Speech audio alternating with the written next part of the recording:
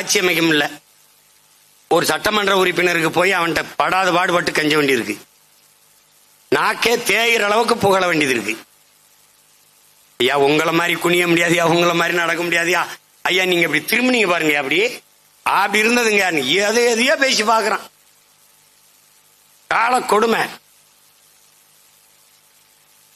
மானத்துக்காக உயிரை விட்ட ஒரு இனம் மானங்கட்ட இனக்கூட்டமாக மாற்றப்பட்டிருக்கு. அவன் வந்தவன் என்ன சும்மாவா இருக்கான்? அலை மாகடல் நிலம் வானில் உன் அணி மாளிகை ரதமே அவை ஏறிடும் விதமேங்கிறான். தரையில மட்டும் இல்லடா, அலை மா கடல், கடல்ல அணி மா கடல், நிலம் வானில் உன் நிலத்திலே வானிலை எல்லாவற்றிலையும் உனது அதிகாரம் நிறுவுவாய்.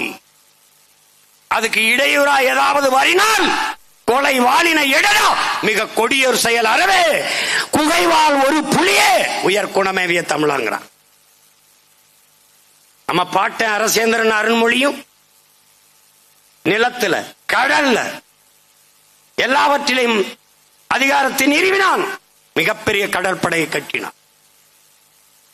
ஆனால் தமிழ் பேரினத்தில் வானில் அதிகாரம் நிறுவியவன், வான்வெளியை வானிலே பறக்க விட்டு தன் கொடியை மேலே பறக்க விட்டவன் நம்முயிர் தலைவன் மேதகுவே பிரபாகரன் அவர்கள்தான்.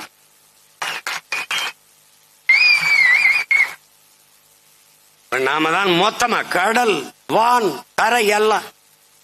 நீ என்ன வான்ல நான் வந்தவன தமிழ்நாடு விண்ணூர்தி கழகம்னு ஒண்ணு தொடங்கி தமிழ்நாடு இப்ப சொல்றான்ல, கொழும்பு ஏர்போர்ட் கொழும்பு எல்லாரும் இன்னிதோன்னு ஒரு முதலாளி நடத்தும் போது தமிழ்நாடு அரசு விண்ணூர்தி நடத்தக்கூடாதடா சொல்ற. சீமான் வந்தா சினிமா எடுக்கிறேன் பாபுல, ஏன்டா டே சாரா எங்க ஜீவிக்கிற, திரைப்படம் எடுக்கக்கூடாதா? தமிழ்நாடு திரைப்பட வளர்ச்சி கழகம்னு தொடங்குவேன். மிக புகழ்பெற்ற இலக்கிய இயக்குநர்களை எல்லாம் குழுவிலே நியமிப்பேன். சிறந்த படைப்பை கலையை போற்றுவதும் கலைஞர்களை போற்றுவதும் நமது கடமை.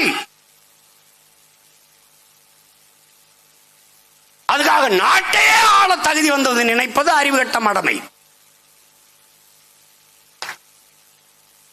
என்னை உடனே மடக்கிறான். நீனு திரைத்துறையில் இருந்தான வந்தா, நான் திரையிலிருந்து வந்தனா சிறையிலிருந்து வந்தனா கட்சி ஆரம்பிக்க